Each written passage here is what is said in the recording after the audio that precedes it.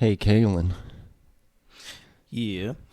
Now this is podcasting. Now this is podcasting. Try spinning. That's a cool trick.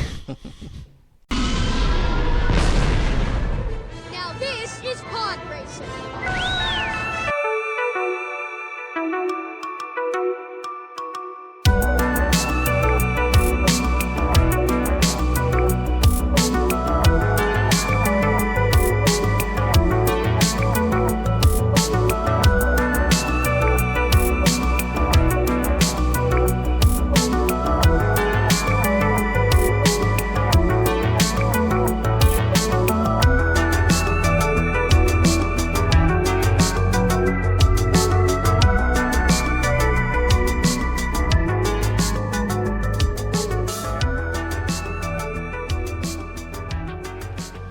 All right, we have gathered here today, us, the Perfect Movie Podcast, to do our Christmas movie, which is Star Wars: The Phantom Menace. Merry Christmas. Merry Christmas. So let's travel back to 1999. Actually, this one, let me check the release date, because this one might not have even been released at Christmas time. I know some of the prequel ones did. May 16th, 1999. Well, there goes that thought. But, so we're back in 1999, right? Star Wars, it was this phenomena. But the last one came out 16 years ago. We're 22 years past the original Star Wars. The fans, all they've had to live on Were is books. Were books. And don't nobody like reading? Books and like shitty computer games. And the Star Wars Christmas special. Yes. Which we should have, now that we're talking about Christmas, maybe that was the direction we should have gone. But you cannot even find that, like, legally anywhere. Yeah. Anyways, 20 years later, people are lined up outside their cinemas. They got on Jedi robes. They have lightsabers. They're cringe. It's funny because it's just as cringe as it would be today. Mm-hmm. I was watching like some behind the scenes of like people at the conventions and stuff. To be clear, Star Wars fans have always been embarrassing. Yes. I'm a Star Wars fan, and I try not to associate with those people. No.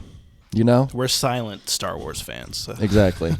Maybe we're the silent majority, but there's the ones that show up on opening night dressed up. They were out in droves. It's like a cult, basically. Yes. And they waited 16 years for a new message from their god, George Lucas. And they gave him, or he gave them, Star Wars: The Phantom Menace. Which the only metaphor I can think of to compare this to is like, imagine a man just dying of dehydration. He comes out of the desert. He found his way to the edge of town. Oh, it's an elementary school. He kicks open the back door, and he finds, like, the lunch lady. And he's like, I need water. She's like, well, all I got is this hot dog water from the kids' lunches. It's like serving a dying man hot dog water. That's great. That's a great analogy for this. Because, man, hey, remember those things you liked in Star Wars? None of them are really here anymore. The only thing I can say after watching The Phantom Menace is, Misa feels sad.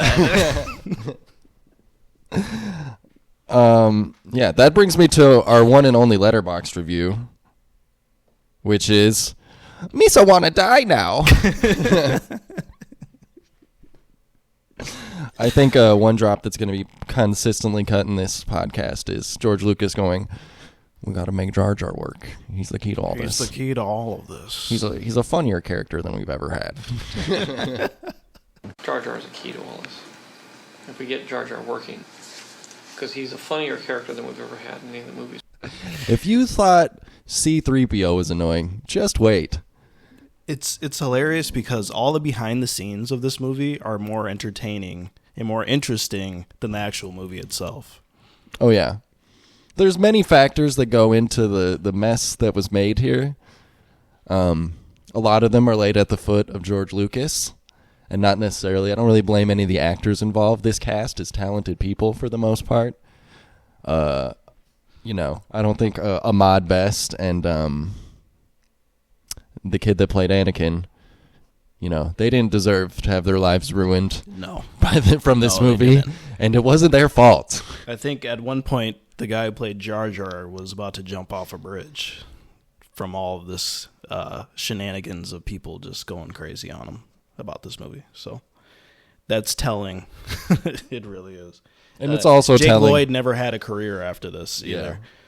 I mean, it also just shows that Star Wars fans have always been insane. Always been. They're awful. always just the worst people on the internet. Yeah. And on the. And to make matters worse, the actor that plays Jar Jar is also black. So let's just keep adding, some more fuel to this fire. Is a precursor for what we got for the Disney Star Wars prequels, where they're John like, Boyega. we will cast woman and black man, and later an Asian woman that everybody hated. But they're fine with Samuel Jackson.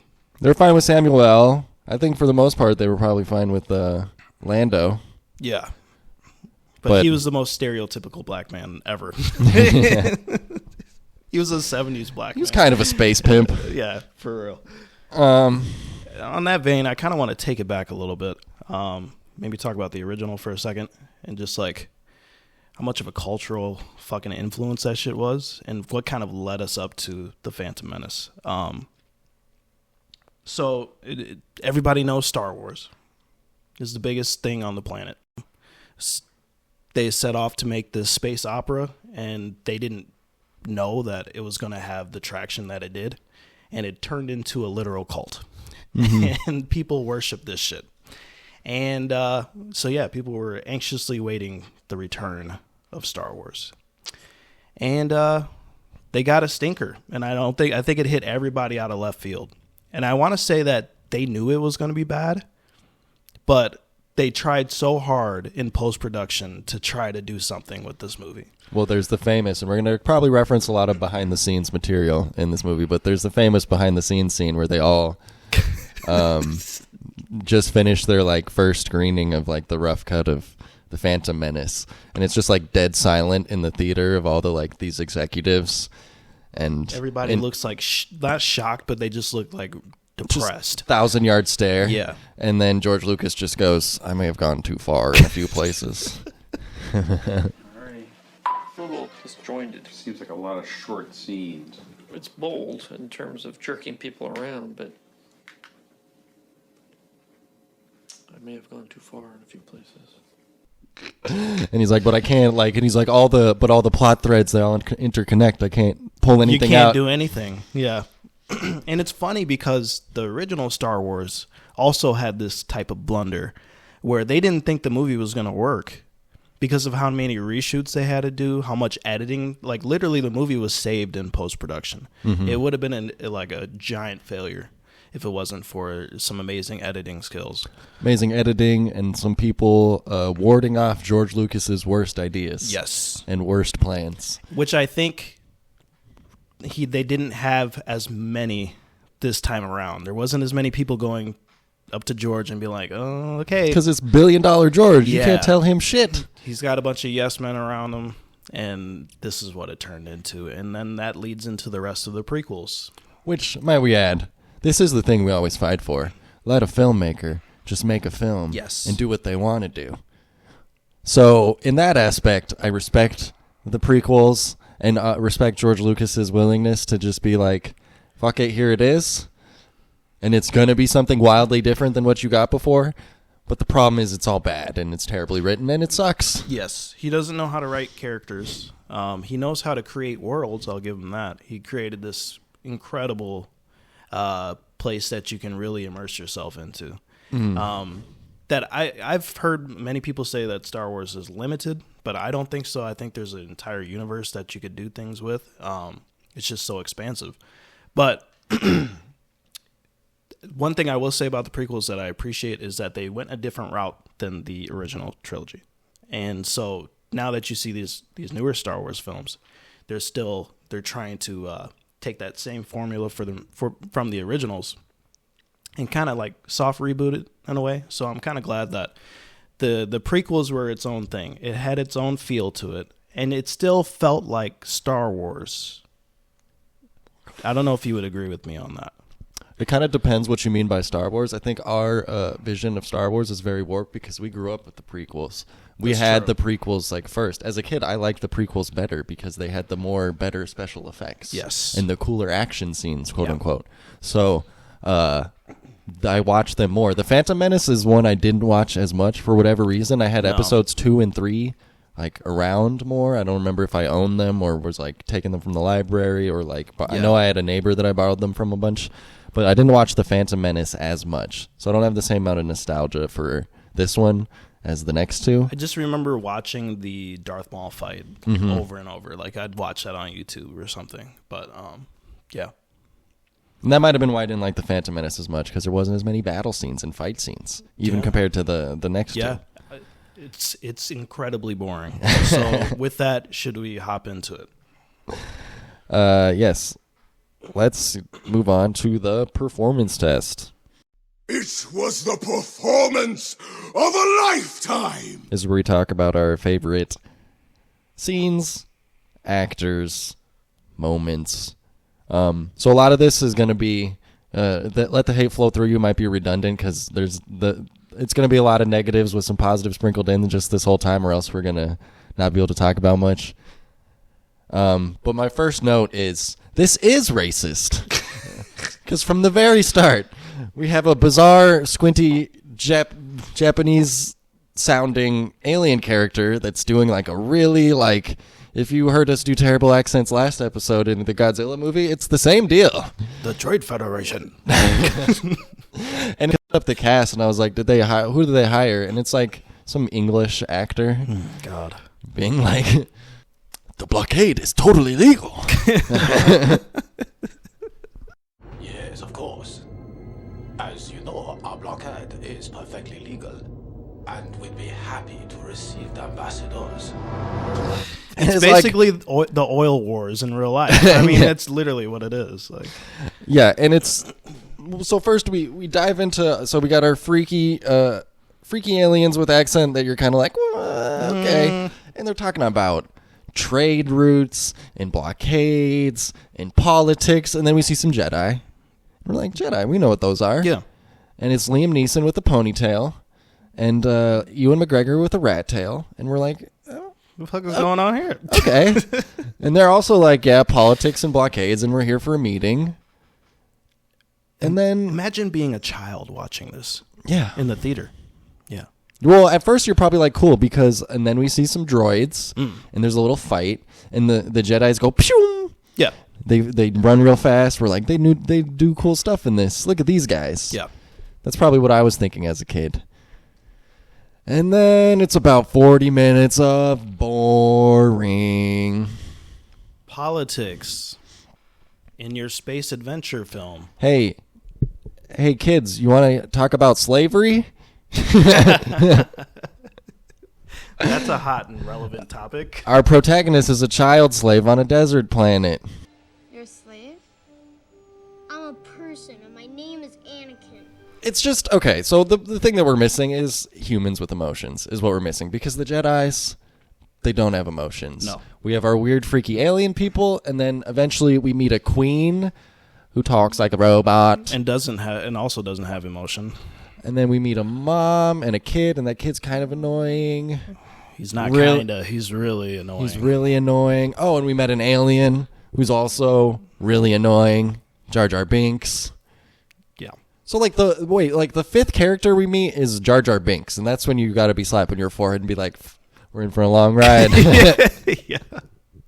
Misa, need to help you, sir. I mean, yeah, Misa got a headache from watching that, but he feels like a Saturday morning cartoon character. Mm-hmm. But then you also realize these are all kind of Saturday morning cartoon characters, especially like Emperor Palpatine. Like, come on, he's got that haminess to him. But this is like over the top. It's like a little too much. And I get what they were trying to do. They wanted that comic relief character. They wanted C-3PO. But they put C-3PO in the movies still. Yeah. One thing I hate about the prequels is how they kind of do this thing where it's like R2-D2 and C-3PO are like in every single large event throughout the history of Star Wars. So the thing Makes you no said sense. about Star Wars not being a small thing, I think George Lucas being a small universe. I think George Lucas in these movies started to do the thing where now we're looping back and everything ties back into itself and it's all interconnected. And then it feels small when everybody's related Right. and all the same characters. Like it's a galaxy, but it's like 14 people matter. Yeah. You know? Yeah.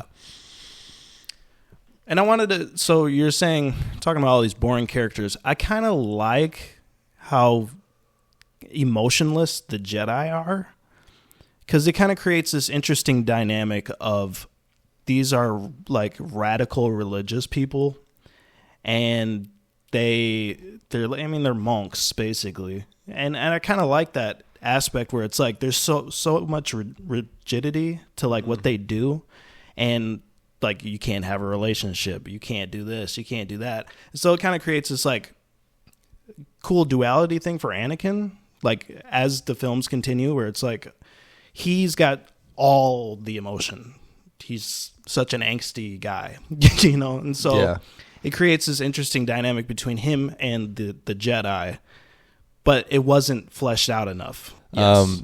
I think that could be interesting, but what this movie is lacking and what I'm trying to get home with all the boring characters, and it's something that our favorite YouTubers point out in their long form review of The Phantom Menace, is there's no protagonist in this movie. No. There's nobody you're supposed to attach to. I think maybe it's supposed to be Anakin, the boy, but he is also not well written. I mean, everybody just speaks to each other in just such an alienating way. Yes. And compared to the original trilogy, which is very natural characters. Yes. Nobody wanders around like a weird, freaky alien. Right. Besides the weird, freaky aliens. Exactly. You know, but like the rebels, they act. You know, they have, even the ones that aren't humans, they have human characteristics. I was going they to have say, like, even the weird, freaky aliens have character. I mean, Yeah. they're not just like drones. They are people. You know what I mean? And that's what's interesting about Star Wars. you know, you have Greedo. Greedo's got more like character to him than almost anyone, and he's somebody Yeah. that has a 3-minute scene and Where he dies. gets off to right away. Like, yeah. But you instantly understand the dynamic of him and like between him and Han Solo, and like the trouble that Han Solo's in that will come up in the later movies. And that's all tied into like a 3-minute scene with like a cool looking character that has a few lines. And then in this movie, everybody's just so blank Yeah. and emotionless, and everything has to be spelled out to you. Yes. Or sometimes they take weird like shortcuts where like logical assumptions are made where you're like, wait, is that true? Yeah. Yeah. And it's really like you just have nowhere to attach to. I guess it's supposed to be Anakin, but it's really not. He doesn't show up until like an hour in or like 40 minutes in, and he's just this, you know, completely naive child that makes a bunch of like. He's not a good, like, I don't know what they were thinking when they cast this kid, but also nobody could deliver these lines well. How do you get so lucky? That isn't the half of it. I'm in the boot race tomorrow. What? With this? Oh, no, you're okay, Annie. You've been working on that thing for years. It's never gonna run. Come on, let's go and play ball. Keep racing, Annie. You're gonna be Bug Squad. And I also don't like how, especially with some of the villain characters in Star Wars, is how Darth Maul almost has the Boba effect, where it's like he's a really cool looking character, but he doesn't do much. But Darth Maul has more to do than a Boba Fett, because I mean he's got this entire fight scene at the end, whatever. But I was like, I remember, well, number one, they got this great choreographer, Ray Park, to play Darth Maul, and he's awesome. And then he's also got, I don't know if it's the same actor that they use for his voice lines, but he's got a crazy cool voice. I think he's doing the lines too. Yeah, and I'm like, why doesn't this guy have more to say? Yeah. He's like, at last we will reveal ourselves to the Jedi. At last we will have revenge. And like he's like super like menacing. I mean, I don't know. It's just like stuff like that where it bothers me. I'm like, okay, all these cool characters are sidelined for fucking Jar Jar Binks. You know what I mean? It just blows my mind. Just like it's people, they just get writer's block and they can't do anything with these characters. And that goes to show even in the newer stuff today, they still do the same shit. It just blows my mind how you can fuck this up. The particular way of writing, George Lucas was the solo writer on these. they just feel really like first drafty, and he doesn't know how to do like conversational, like get to know you moments at all. So this movie like tries to have them, but they just end up dull. Like I think the beginning where we first have Qui-Gon and Obi-Wan hanging out, like I think that's supposed to be like our like kind of get to know these guys scene. But you leave it with like I guess Liam Neeson is stoic, and I guess Ewan McGregor is a little hot-headed, maybe, but he's just younger. He's got younger and a different haircut. He doesn't actually have a lot of traits. Well, they do the same thing with when Obi-Wan and Anakin get a little bit older, where it's like, you know, you have this great line in the original trilogy where Obi-Wan's like, "Oh, he was a great friend." But it's like they're trying to show us that they're good friends because they have a couple lines of banter, which is just terrible fucking banter, by the way. Mm-hmm. And you're supposed to be like, oh, yeah, these guys have been friends for a long time. But they don't have any fucking chemistry. They don't have any charisma. And it's not the actor's fault by any means. It's all solely the writing.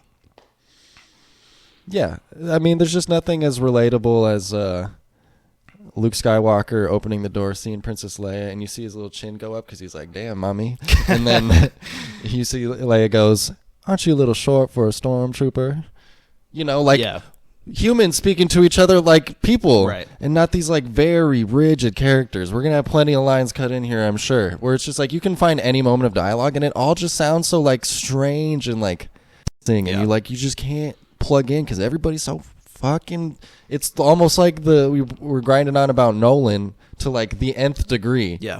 Where like everyone is just these weird little like robot drones. It just feels like pieces on a puzzle board to get the plot forward. Right. And not like, people that we care about, because we cared about Luke and we cared about Han, we cared about Leia, and they were all like, eventually we cared about Lando and 3PO and R2. Like, we attached to these people for their like qualities of their characters, and then this movie just has none of that. And it's so unfocused, and there's too many characters, and there's too much plot, and it's all just setting the table, really. And we can go to our second racist caricature, which we meet on our desert planet, which is Watto, the junk dealer. Look, I'm going to say a little bit of a Jewish stereotype. Like more than a bit. Also, if you don't know what he looks like, Google him. That's racist. Yeah. The big nose and the stubble and like it's terrible. Let me take that back, huh? You'll find what you need. Be in luck. I'm the only one hereabouts who has one. But they might as well buy a new ship. It would be cheaper, I think, huh? Saying which... It's bad. And then, let's just fast forward past that to the one good scene, I think, in this movie, which is the pod race scene. Yes. This was the one scene that felt like we found a cool, like, new angle in Star Wars. Like, what we didn't get in the last one? Star Wars sports and gambling. That's a relatable thing. Yeah. People like sports and gambling, and everybody knows what a race is. Right. But it's still got that formula to it, and it feels like Star Wars. Especially with like the shots when he's in the cockpit and crazy shit's going around behind him and stuff. I mean, that's all in the original, and like, yeah. It's like a very, very updated version of the speeder chase in Return of the Jedi. Right. There's all these fun aliens because only aliens can do this crazy racing because it's so dangerous, except for Anakin because he's a very special boy. He's got midi-chlorians. He's loaded in the blood he's got the good shit in there. The strength and power in there. Also, the introduction of midi-chlorians in the Star Wars universe. I guess... Turns out the Force is genetic, and it's all about microbes in your bloodstream, and it's like, what? Yeah, I guess you're not that special, apparently, or you are, or but you it's are all special. But it's all about your like heritage and lineage and geneticism, and it's all bullshit. It's bizarre. But yeah, our explanation for the Force is like it's a microbe in your bloodstream, and also a force that binds us all together. It's not this mystic thing that it doesn't feel like it all felt very spiritual, and then all suddenly became clinical. And that's like that's the movies. Explains the prequels. That's hilarious. That's the difference between these movies. Religion and emotion and like human things, and then it's like, nope, it's just microbes in your blood. I got more microbes than you. I'm the chosen one. I like the pod race announcers. In my mind, they are Zack and Wheezy from Dragon Tales. Oh, God. Because they're just both two-headed guys that banter. Dragon Tales. I did not think we were going to get a Dragon Tales reference in Star Wars. Tales. I'm sorry for Natalie Portman for trapping her in this franchise where first she's... I don't know, stuck in scenes across from Hayden Christensen. She had a strange childhood as far as like movies go. She was in this movie before The Phantom Menace, Leon the Professional, and it was like really like erotic, like borderlining on like pedophilia. I've seen this movie. It's not, well, I think that the reason it has that reputation is because the director is a pedophile. I think the movie, I think you can kind of tell a pedophile directed it. It's not like openly sexualizing her, but it is like this movie thinks she's hot. Yeah, and she's like a 12-year-old, so it's weird. It is weird. Yeah. Anyways, I feel bad for her. And she gets stuck in these movies. She's doing okay, I guess. But then she went on to do Black Swan and Annihilation, and she's fantastic. Have you seen the movie May December that she's in on Netflix? I don't recommend it. You'd hate it. All right. I thought it was. It's about speaking of staying on the same topic. It's a fictionalized version. It's kind of based on a real story that I guess happened in like the late 90s, early 2000s or something. It's like this woman. She was like a middle school or elementary school teacher who like got in a relationship and impregnated by like a 12-year-old and then carried the baby. Ooh. And then she went to prison for a while, but when she came out, they maintained the relationship and they had like more kids after. Ooh. It's really weird. That's weird. I'm sorry. I'm so sorry, Natalie Portman. Well, Natalie Portman isn't playing that lady. Okay. She's playing... That's I forget. I'm blanking on her name right now. But Natalie Portman plays a lady that's coming. She's coming to study her life to portray her in like a made-for-TV movie, like a Lifetime movie about the situation. It's many levels deep. The guy that plays the kid, grown up, he's really good. But it's just like the most feel-bad movie and a little hypocritical. I think it's like it's trying to like wag its finger at. Isn't it bad that we have like true crime and like, isn't it bad that shitty Lifetime movies were made about subjects like this? And then I'm like, I don't know. You're kind of doing that thing right now. Yeah. So did you watch Dahmer? I'm like, that's the reason this is on Netflix. Yeah, right. It's because it fits into that. Even if it thinks it's being critical of that genre, it fits into it. Anyways. That was a side. Natalie Portman, we respect her. In this movie, not good. I don't understand the business where she is. So she is the queen of Naboo. Naboo is a planet that is under blockade and attacked by this organization called the Trade Federation. And I don't understand. So she has all these like maidens. And there's this business where Keira Knightley sometimes replaces her and pretends to be the queen, and she pretends to be a handmaiden, and then it's revealed at the end, and it's like, why though? Why?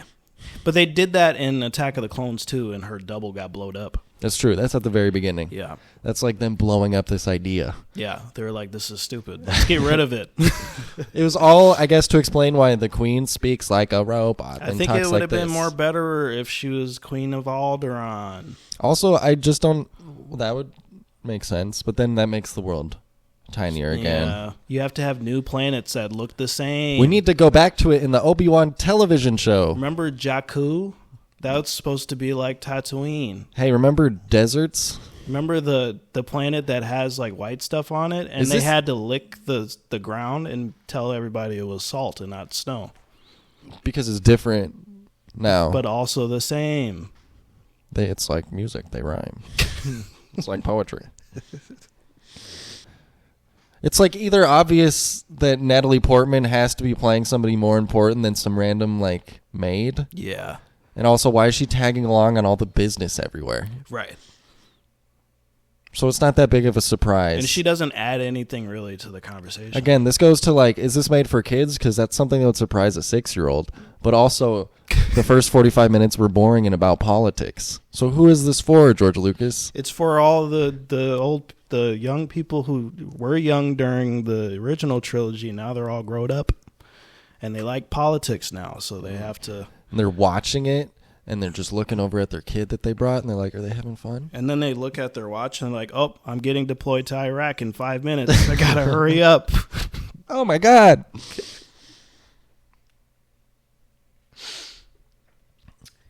Yeah, it's surprising because this movie is pretty stacked cast-wise. You got Ewan McGregor, who is, I mean, did Trainspotting come out before this? Yeah, Trainspotting was 96. Was a fantastic movie, and he's a great actor. Liam Neeson, say what you want about him, he's pretty solid in everything he's in. He plays the same character. Fresh off Schindler's List. Oh yeah, wow. So what my point there is that he's grade A hit touted actor. And then you got Ian McDermott, who comes back as Palpatine, our good old Palpy. He's still. They managed to make Palpatine even boring in this. It's amazing. He doesn't really get to go full crazy till the end of episode 3. Yeah. No, you will die.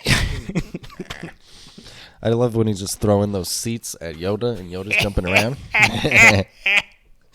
He's like the fucking Green Goblin. Yeah, he literally is. Also, Frank Oz is back as Yoda. He's a puppet again. He's half a puppet, and then I think he's CG towards the end. No, that's I think the big special edition shit that goes on with the prequels and then the original trilogy they that redid George that Lucas too? did. Yeah, he added a bunch of CGI shit, and I think he added CGI Yoda. I think there's a version of this movie that's completely CGI Yoda and not the puppet. I know he's definitely a puppet when they're like sitting in the Jedi chambers. Yes. Like the first time. And I think later in the scenes. movie he's replaced for CGI, I guess. Yeah, and it's completely like why? Weird. Yeah. But it's pretty there's this big thing where George Lucas went back and did a bunch of special effects for the original trilogy. So if you watch, I guess, the newest versions of these movies, and you watch like the first scene when they're in Tatooine, and there's just all this extra added shit in the background of like stupid robots doing dumb shit and falling, and there's all these like wonky like sound effects. It's bad. It's really bad. So I don't know what the choice was for that. I think it's like he was supposed to be like, oh, this is my original vision, and this is what I wanted Star Wars to be. I wanted to be CGI fucking garbage. This will go to a larger point I'm going to make later, and it's that George Lucas loves the little fiddly details. But they're the worst types of details. They're not even clever. It's just like literally like stock footage in the background. Like it's bad. Yeah. We have a final ending with a big battle where there's a bunch of... So we have like our classic Star Wars format. We got our 3 levels of action. We have a just total slapstick bombad battle with the Gungans, Jar Jar's race of underwater people, and a bunch of robots out in a CGI field. We have... And they're throwing like water balloons at each other. Yeah. And then we have our Jedis who get in a battle with Darth Maul. We have a 2v1 lightsaber battle with a guy with a double-sided lightsaber. What? Was the fight scene cool? I think it was cool when I was a kid. I don't know if it's cool anymore. No. I don't like the prequel anymore. I don't like the prequel ones because they're so choreographed that it's like it really feels like a dance. Yeah, but not even like John Wick feels that way, but John Wick has so much swagger. Yeah. This doesn't have a lot of swagger in it. Like you can tell they put in a lot of work for it, but it's also like, I don't know. It looks like you're watching like a competition or like a, you know what I mean? Like a sporting event. It feels more like fencing or something. Like Yeah. it's not. No, fencing is actually like even more boring than that. But like, it's just not. Yeah, I It think has it's, no emotion to it. and I think it's the swagger that it's missing. Like, it's not like executed in a way where it's like, damn, that was cool, because George Lucas doesn't know how to shoot that kind of movie. It's also kind of funny though, because if you watch the original trilogy, it's just Luke kind of flailing his lightsaber around. Oh, he has no form to it. Especially in the end, the Return of the Jedi one, but that's also because he's supposed to be like so angry. He's just like wailing on Darth Vader, yeah. like he's just swinging it like baseball bat. Just it's more like a curb stomping than a fight, really. I don't really mind the crazy lightsaber duels. I think they're fine. I mean, of our 3 things we get to watch, which is either that. I guess there's kind of a 4th layer. There's also the princess and her guards going to like find the head guys locked in the throne room. Yes. The Trade Federation leaders, and then eventually we get like a 4th level because Anakin, whoa, wacky style. Because why does half this movie have to be so wacky? Like, gets his way in a cockpit and then accidentally flies up to the Trade Federation, like, and then he tries spinning. He tries spinning because that's a cool trick, and then he accidentally, somehow, wackily blows up the whole thing. Because he's Luke Skywalker's daddy, and Luke Skywalker did that in the New Hope. I'll try spinning. That's a good trick. But you know what he didn't say? Let's try spinning. That's a cool trick. Luke did it because he trusted his old friend's advice.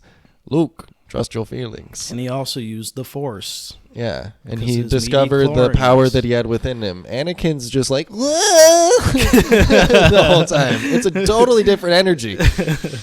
Like, if this was executed in a completely different way, and we had like an Anakin we liked a little more, who also had to trust his feelings, or like, you know, get in touch with his inner self to or, you know, think of his lost friend. Maybe Qui-Gon dies early in the movie, Yeah. and now he has to trust his feelings and blow up the thing, and then that's like poetry. It rhymes, and it's like something people would care about, Right.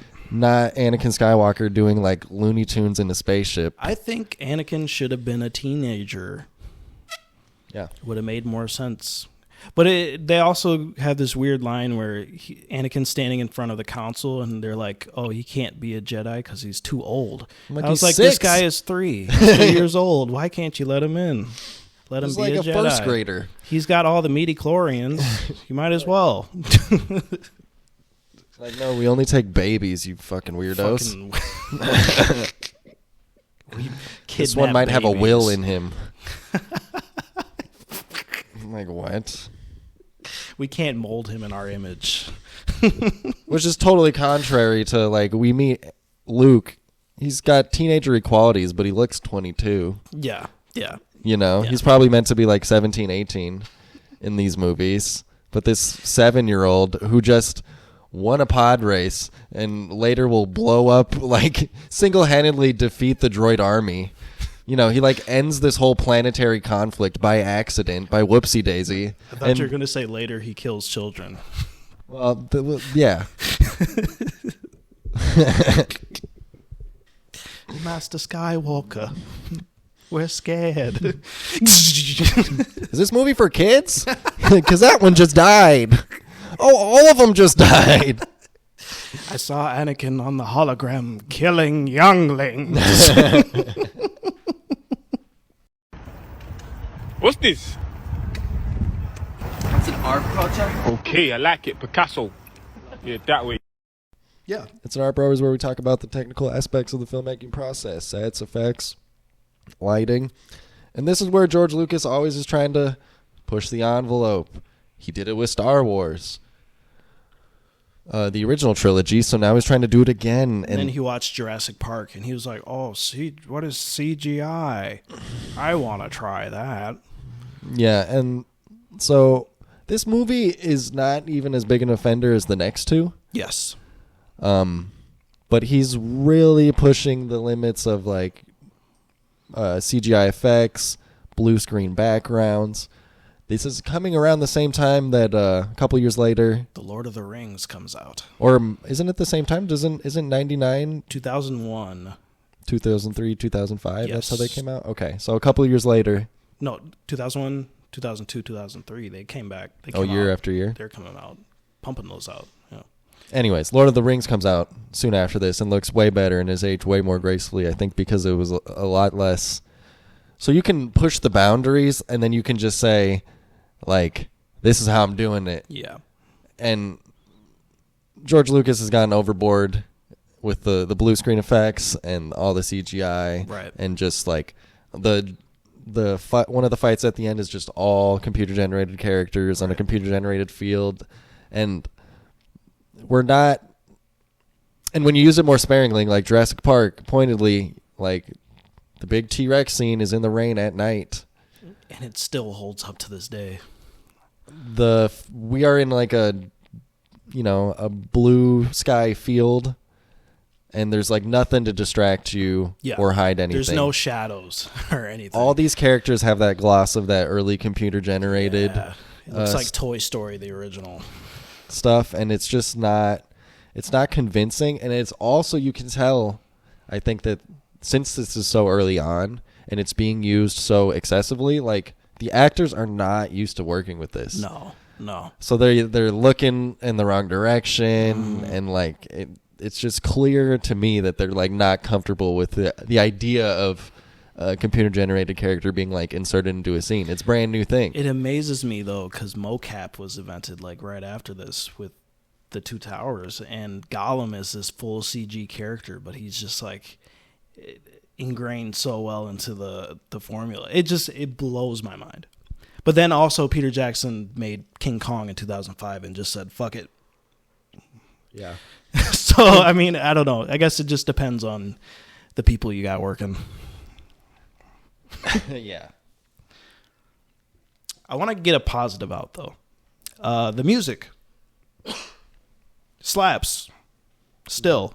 The Duel of Fates is a newer track that came out. It was shown in the what is this? The Phantom Menace. Yeah. Duel of Fates. Din, din, din, din, din, din, din, din. It's great.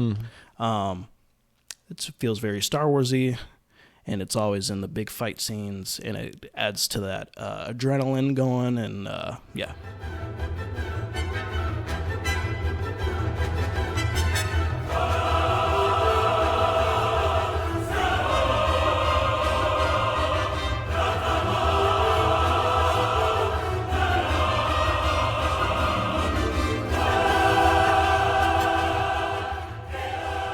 Yeah, I mean, John Williams is an ace of a composer. He's done many. I mean, he's the original Star Wars composer. Worked a lot with Spielberg, too. He's, like, really accomplished, and everything he does is a banger. Duel of the Fates is a good one. Anakin's theme is another good one. There's just a lot of excellent music in Star Wars, no matter the quality of the Star Wars movies. It's something that's, like, seriously lacking in the new ones, though. Yeah. I'm thinking like the Kenobi show. There's like no music. Oh, the shows, for whatever reason, are terrible. Never lean into like the Star Wars themes or like have great. Ahsoka kind of had some good music going on. I think Ahsoka's theme was pretty cool. The only good music I can think of from the shows is the Mandalorian theme. Yeah.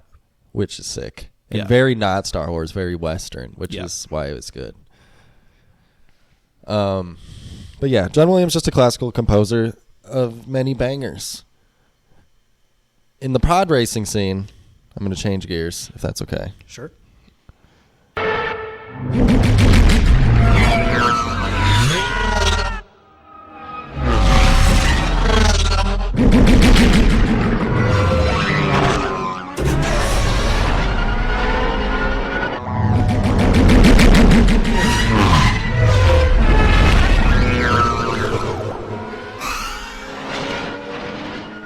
I love the sound effects. I love Sebulba's ship.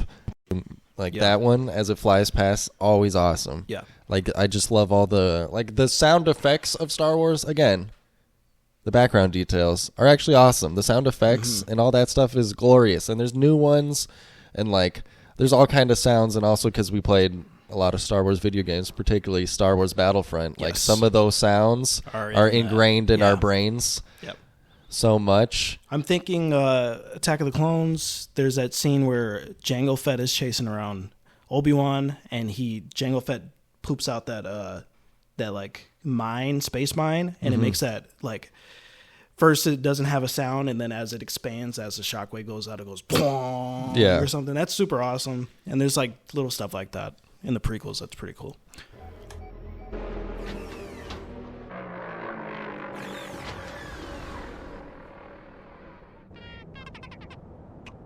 Seismic charges. Stand by.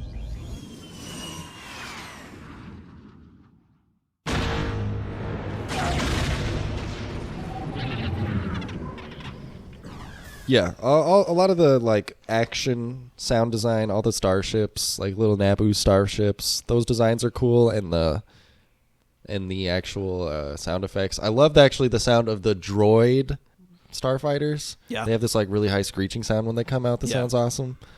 Just a lot of great background details with the sound effects. I think are all like solid, and they do spend a lot of time. Like if you watch the background stuff, like those Foley artists. It's just so interesting how the sound design gets mixed in. Like the original blaster sound, I think, is somebody hitting a tension wire on a phone pole. Yeah. And just like hitting that with a mallet. Yeah. Super cool. So it's just interesting the way they get to all those. That would be such an awesome job to like create sound effects and stuff. You're sticking your hands in like weird jellies and stuff and just listening to the... Well, the sound... We should get into ASMR YouTube. Oh, yeah. We just have to sip our coffee like real close to the thing. I'm just kind of going off a little bit, but Godzilla's sound effect is like a violin. The T-Rex from Jurassic Park is like a mixture between an elephant and a lion and stuff. It's really cool. Really interesting stuff. So yeah, shouts out to the sound designers of the world. I just want to get into so the blue screen... it's just so clear it's early days because it's not blended well. There's a lot of like blue screen. I'm thinking in like the Jedi throne room. Yeah. It's just really unconvincing that there's any depth out there. There's a lot going on. It's filled up with a lot of traffic because it's a planet that's basically supposed to be completely covered in city. So there's just towers. Blade Runner. Yeah. Towers and shit everywhere and flying vehicles. And it's just all just... It's got that fuzzy edge to it, and that some of that is just the time, but it's just I think it's like George Lucas's hubris, or like I don't know, just inability to understand that like less is more sometimes, and that like there's also a line in one of the behind the scenes where one of the producers talking about like it's so densely packed, there's so much stuff in every frame, and it's like it doesn't actually need to be that way. No, it's noisy, and it's. Especially when it's early computer-generated stuff, it doesn't look great, and then it's distracting. Yeah. And you put that on top of, like, boring characters in front of us and, like, dialogue that just does not capture any sort of, like, tension or interest or humor or none of that. It's just this, like, assault on the senses. Yeah. Where it doesn't feel like a real place. And I think, like, as far as, like, Coruscant goes, I don't think it really felt like a real place until, like, Andor. Where it was like, this is a real city and people really live here. I mean, there's a scene in Andor where this guy goes to his mom's house, and that in Star Wars, and that doesn't ever happen, like little scenes like that. I'm thinking like in the original trilogy, you kind of had those like interior shots of like Luke's house growing up, and they're drinking the blue milk and stuff, and just like I like that little kind of, that's world building to me. It's just like showing people kind of going about in their everyday lives, kind of just doing menial shit. You know what I mean? I like that kind of stuff, and I wish there was more of that in the prequels. But it's usually they're either in the Jedi Temple or they're flying through space, going to another vista, and it's another CGI planet, and that kind of stuff. So yeah, it's just it's a movie that, I mean, George Lucas was tipping his hand when he did because I think the Star Wars special editions with all the new effects came out before the prequels. That was him, like, tuning and practicing with those tools. Trying to make it fit better. To get it, to get ready for making a new series. And His version of world building is just putting extra, like he's already made a movie and decided I have to put extra shit on top of it. Yeah. He made an all-time successful. He was like, I made like the most successful movie in the history of time. You know what I need to do to it? Add more little shit. Yeah. Well, you know, it's funny because I don't know if many people know this, because I don't think you can really find the original cuts of the original trilogy. So in New Hope, Jabba the Hutt is introduced. And he's literally just, in the original, he's literally just some guy. And that's a deleted scene. It wasn't even in the original cut. Yes, but they went, and when they were doing the special editions, and added that scene back in with Jabba the Hutt interacting with Han Solo before they get on the ship and blast off and get caught by the Death Star, whatever. And it looks terrible. It looks so bad, even compared to like the prequels. It just, I don't know what the thought process was and why they felt the need to add that. It doesn't really do anything for the characters. It's like the whole thing about the original Star Wars was like they could just mention something like, Han Solo could just make this off color comment about, I owe money to this guy named Jabba. Yeah. We're like, that's cool. I can't wait to see what this guy is like later on. I just know that he's a living person in this universe. And we know that this guy sent a guy to go murder him right. in the bar. Right. So like that's all we need to know. Yeah. We don't actually need to talk this out anymore. We don't need a scene of Han Solo stepping on Jabba the Hutt's tail and then Jabba going, "Rrr." You know, like it's Han, just my bookie. Yeah, like come on. I don't know. It's bad. And it shows that George Lucas doesn't know that we don't need any more explanation. Right. George Lucas explains a lot of shit in the prequels, he really in his holds movies. your hand. He some of the joy of the original Star Wars is it's like this expansive place that you hear things about. You know, you hear things, but you're not fully explained. Right. You know, like Han says, I made the Kessel Run in less than 12 parsecs. I don't know what the fuck that means, but it sounds important, and he's saying his ship go fast. No, Michael, we need a whole movie where Han Solo goes on the Kessel Run. Yeah. So, you know, you can just hint to the expanded world, and our imagination can fill it in. Because once you start filling in the dots with the Force is just little germs in your blood, it's like, all right, man. Come on. Cool. Thanks for the answer. Somebody really wanted to know what the Force is. And it did. You don't need that, man. It also just doesn't jibe with the monk shit. No. Like, monks, like, part of their whole deal is faith. Yeah, and that's the thing. And so they do this in the newer stuff, too, where they feel the need to, like, retcon everything. Like, why are you destroying the idea of the Force? Just let the Force be this mystic thing that nobody really understands, but it's in everybody. No, it's like anybody can be a fucking Jedi. It's all this and this and this. And actually, the Jedi had it all wrong. Oh, and the Sith had it all wrong, too, but they might be right on some things. It's like, we don't need all this shit, man. It's just like, you're just fucking it up. You're fucking it up, and it pisses me off. Shut it down. We're making this review as a call to end Star Wars. How to destroy a franchise. Put it to bed. They even have that line in the newer trilogy where it's like, let the past die. Kill it if you have to. That's what he says, and then they're like, wait, no, we love the past. It's all we got. Is this snow? Nope, it's salt. Yeah. Or remember when they had a good show with an original idea with characters that didn't really have anything to do with anything else? And then they were like, wait, it's this girl you know from the Clone Wars. R2-D2 and C-3PO have been with us the entire time. They know who Obi-Wan and Anakin are, but they won't say anything because their minds are wiped. It's like, God, just stop, please. This stuff literally kills me on the inside. I don't know why I let it. It shouldn't, but I don't know. It's just too much. Should we move along to, hey, what are you trying to say? All right, let me just get that last measurement on your Thank you. I need this for the wedding. Okay, well, I need it really quickly. It could take about a week to do. It could take a week? Mm-hmm. So, what are you trying to say? He's trying to say that I'm so big, my bum is so big, you need to order to various countries far away to get enough material to make a pair of pants so I can fit my incredibly obese buttocks into a pair of your No, I mean I'm the only one working here this week. Oh, okay. Have you ever watched? I know you have the behind the scenes of all the prequels. George Lucas is Mr. Walk through the room and look at concept art and mock-ups and Mr. like micromanage all the minor details. And I wonder, and I think it's actually it's not cynical. It just happens to be the crossroads of his interests. But Mr. I made all this money off Star Wars because of the merchandising. Yeah. During the production of the prequels is micromanaging all the things that are turned into toys later. Yeah, literally. All the character designs, all the background details. Well, it's funny because that's what I remember the most of this time period was like all the Star Wars merch. Mm-hmm. It was like a ridiculous amount, and I definitely consumed a lot of that growing up.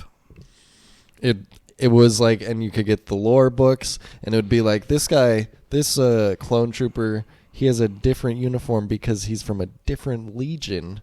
Yeah, it's like the 501st and then the Coruscant So Guard. that's a different box set, bro. Yeah. Literally.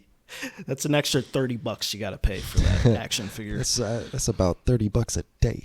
I remember what was really awesome was like the Lego sets. Those were cool. Very cool. Very cool. So the accidental, and I think towards the third movie of the original trilogy, George Lucas is clearly making some Ewoks to turn them into toys. That was a cynical decision. I just wonder in the prequels how much of his brain is like, I love all these things, or he's like, these are all my toys. These are all the things that will bring me money. Yeah. The movie, that'll make some money too, but it's kind of an afterthought. Though. Where I'm really running is in the toys and merch. Yeah. And that's what Star Wars is. It's like... Also, if you've ever seen George Lucas's first movie, it's called THX 138, and it's a totally communist movie. It's like, I hate capitalism. Yeah. Capitalism is death. Yeah. But then he made Red Tail, so it's all good. But then he made the most successful movie Black franchise film of all time. movie franchise of all time. Not Red Tails. I'm talking about Star Wars. Okay. He did make Red Tails. He was ahead of the curve. Have you ever heard about all black cast movie came in? No, I haven't. Well, George Lucas broke that ground. Oh, were they all Lando? For you in 2004. Oh, okay. I was sort of ahead of my time with Red Tails. Yeah, an all-black film. That movie also looked like CGI puke. Red Tails. Never seen it. Never will. Well, I only know from the trailers. Okay. I remember I wanted to watch it because I was like, that's the guy that did Star Wars. Wow. What was I saying? I don't know.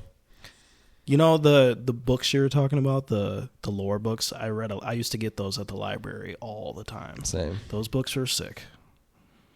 You just got loaded up with all kinds of background factual knowledge. Well, that's why I know everything about Star Wars. It's through those books. And a lot of those were prequel centric. Mm-hmm.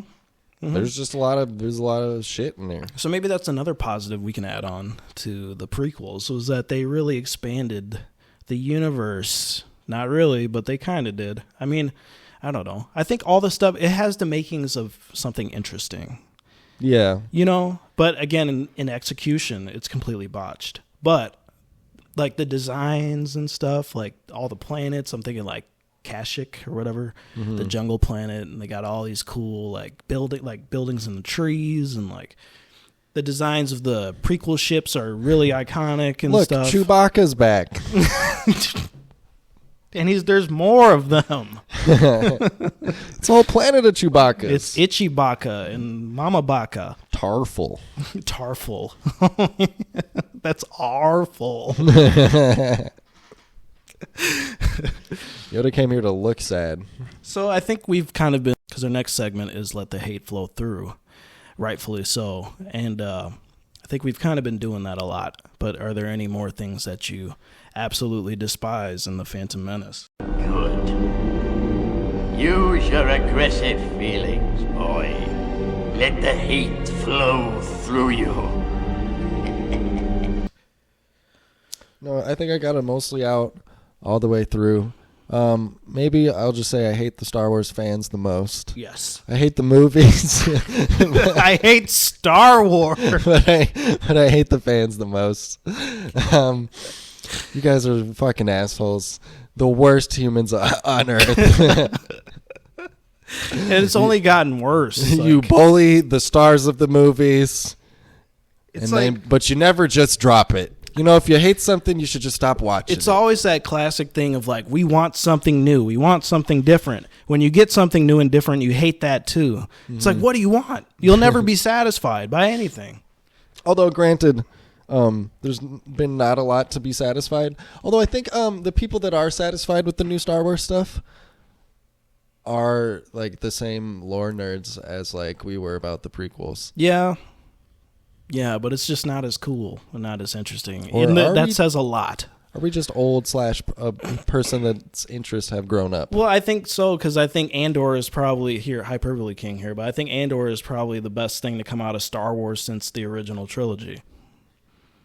I think that's hyperbole, because what are your other options? I mean, you could say Mandalorian, maybe? Mandalorian, the first season? The Force Awakens. I like The Force Awakens a lot.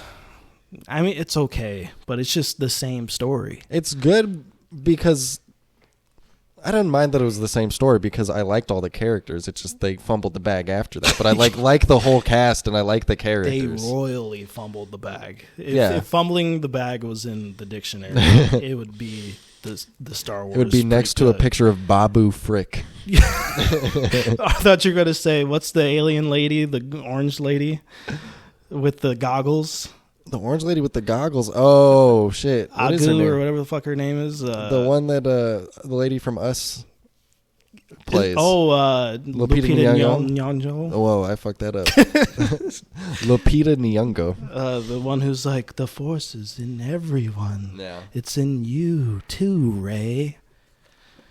Oh. Furthering Kalen's theory that Disney just wants to turn black people into little magical creatures. They do. They never will show us for too long until they turn us into a frog. I was watching Guardians of the Galaxy Volume 3 thinking that. I'm like, damn, Zoe Saldana. Or they always have to have some weird, like, fucked up thing wrong with the person. Either they're bald-headed or, like, I don't know. Like Samuel L. Jackson? Yeah. It's like, give the guy some hair, man. You know, black people have hair. You know, that's like a big thing in, like, the black culture is like hair. People do have hair. Black people do have hair. Black people have a lot of hair, and it's like a big cultural thing. And, you know, let Sam have some dreads, dog. I don't think Sam was in a dreads growing position in 2000. You know, Sam Jackson is actually like, it's very well known that he has terrible hair pieces in a lot of movies that he's in. Like really bad hair pieces. Yeah. I would have liked to see some You of that. ever seen Pulp Fiction? Yes. Oh, wow. Remember Pulp Fiction? That was a good movie. Hey, that's a movie that's good. Speaking of good movies. Oh, wait. We have to do our last segment. Hey, is this a perfect movie? Yes. No. Yes, it is. You lost a baby brother. Perfect in every way. I had a baby brother. I had a little baby brother. And it was perfect. Perfect in every way. Kalen, don't even play. It's not. But I think a lot of good things came out of the prequels. I'm thinking like Battlefront 2. True. It's great. Great Star Wars content. I'm not going to say I didn't love Star Wars prequels at any time in my life. Yes. But you're also a child. But I cannot in good conscience tell anyone they're good movies that you should watch. This one in particular. You know what's better than all the prequels? The animated series that came out in like 2003, made by Gennady Tartakovsky, the guy who made Samurai Jack. It's called The Clone Wars. I think the whole thing is on YouTube. If you're a Star Wars fan, definitely check it out. It's awesome animation. It's set in the prequels era. It's pretty cool stuff. Speaking of good movies, next episode we're going to do our end of year list. So we're going to make a top 10. Yep. Of the year. Each of us will have a list. We'll go through it. We did the same thing last year. Maybe we'll do some stinkers, kind of thrown in there, and maybe some like ones that didn't really make the list. I think we kind of did some stinkers and kind of a state of movies recap / rant. We'll probably end up talking about Star Wars again somehow. Overall, a pretty good year for films. I think 2022, 2023 have been pretty solid for the most part. I don't know if it's just my mind state. Maybe once I've completed my list, I'll think differently. I think I like last year's movies more than I've liked this year's movies. We got a Scorsese movie this year, man. That's true. We got Oppenheimer, and we got the Barbie movie. Come on. It's the greatest year of cinema in the history of the fucking universe. I don't know, but think about last year. I think I liked, The Banshees of Inisherin is just one of my favorite movies. It's a good movie. I'm glad you put me onto that. That was a good movie. There's just that. And then Everything Everywhere All at Once. That was a great time. The Batman. But this year we got Evil Dead Rise, which is like my favorite horror movie ever. This year's had a lot of really fun horror movies. Yes. Top Gun Maverick was last year, though. Top Gun Maverick is a also vibe, a banger. A jam. Nope. Yep. Some good stuff. There were some good ones last year. You're right. There are a lot of big names that are out, especially Scorsese. This year, a lot of Star Wars television. Well, we've had a lot of Star Wars television the past 2 years. Actually, no, not a lot of Star Wars television this year. I think just Ahsoka, right? Yeah. Yeah, because then the year before we got Andor and Kenobi in like the same month. Yeah. Yeah. Okay, you're right. Yeah. I don't know, man. Star Wars is it's a thing that's going to be in our lives forever. And I enjoyed the original trilogy. I think honestly, I'm in the minority that says there's only 2 good Star Wars movies, which is New Hope and Empire Strikes Back, and everything after that is complete dog water. Hot dog water. I don't know if you would agree with that, but I know you like Return of the Jedi, but I watched that recently. I was like, this is not a good movie. I mean, I haven't watched it like super recently. I'm more lenient. I'd say there's 4. Well, I like Rogue One. You don't like Rogue One. I think Rogue One feels the most Star Wars out of all the new Star Wars stuff. I like The Force Awakens. I don't know, man. I don't know. I'm sad. Yeah, that made me kind of depressed. I feel like dressing like a Jedi and going to a convention and listening to Kathleen Kennedy do a fucking hate speech. And everybody's putting their fucking hands in the hair like Nazis. What is happening in your mind? This is just what I want to do, man. It's my fantasy. I fucking love Star Wars. Okay. So, yeah, next week will be a top 10 list. We'll ride that into the new year. Yeah, and maybe to bring in the new year, we'll do some video stuff. Got some ideas building. Percolating. We're kind of like George Lucas in that aspect. We're really trying to break new ground. We're trying to break new ground. You know, a lot of people are saying we can't put a white guy and a black guy in a YouTube video. We're going to prove everybody wrong. This is going to be like Red Tails. It's going to be just like Red Tails. But just with one more white. There's probably at least one. Yeah, there's probably a few. I mean, I haven't seen it. Aren't they fighting against white people? So they're fighting against Nazis. Yeah, and they were white people. Nazis they're like white. the worst white people ever. It's true. They're much like the Empire. Space Nazis, regular Nazis. One and the same. Okay. We just don't want to end this episode. I just can't figure out how to end this. So I guess... For all your Star Wars content, make sure you like and subscribe. Like and subscribe. Smash that bell. If you're on Spotify, click the 5-star. We're going to be doing a Star Wars giveaway. We're going to give you your Star Wars boxes. Look. It's a Funko Pop. It's a Rey Funko Pop. Don't you love Rey? We also have it's a Funko Pop of our favorite character, Rose, the silver lady from, what is her name? Captain Phasma? Yeah, Captain Phasma. Remember her? She got blowed up. We have this limited edition Chinese John Boyega Funko.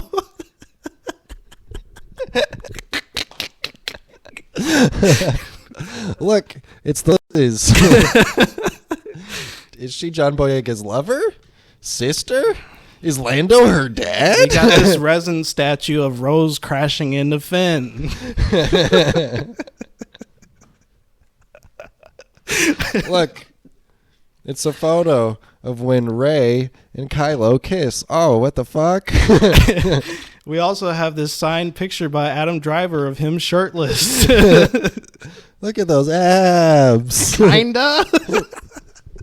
That's a barrel-chested boy right there. Corn-fed.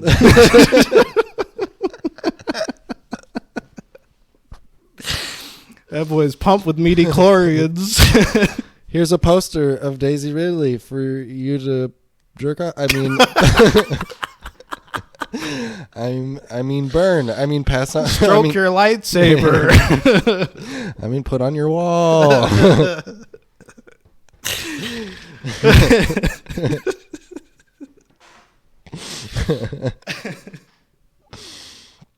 Look, it's everybody's favorite character, Babu Frick.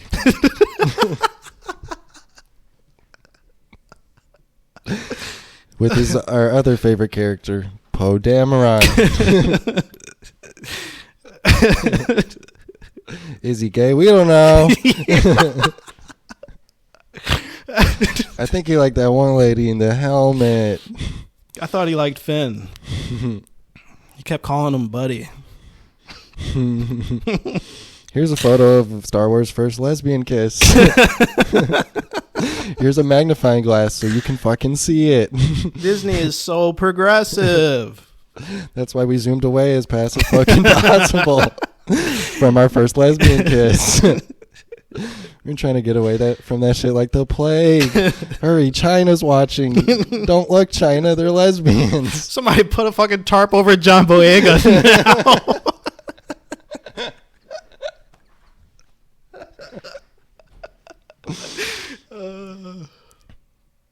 This is a statue of when your favorite character, Rey Skywalker, brought to life again a snake. Remember that? Remember they fly now? Remember they fly now. They found the Goonies equivalent to like the plans for, what was it, the map to the Death Star? We have a limited edition of the map to the Death Star. It's like the Goonies. Hey, great news, everyone. Daisy Ridley signed up for a Rey Solo movie coming out in 2028. Yay. She's going to resurrect the Jedi Order. Aren't you excited? We're going to say you're a sexist if it doesn't make $1 billion.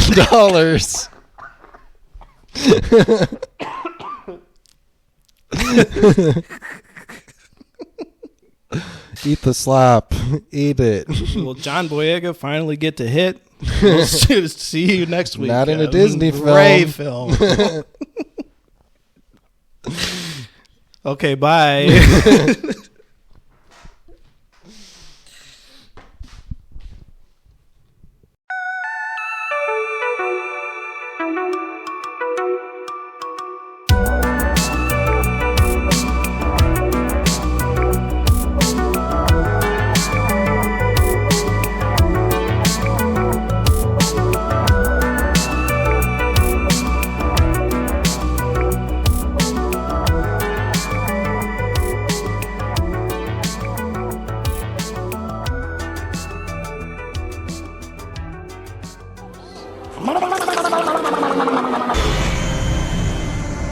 You doing great. Jar Jar bring Usen and the Naboo together. No. So, we shall make you Bombard General. General?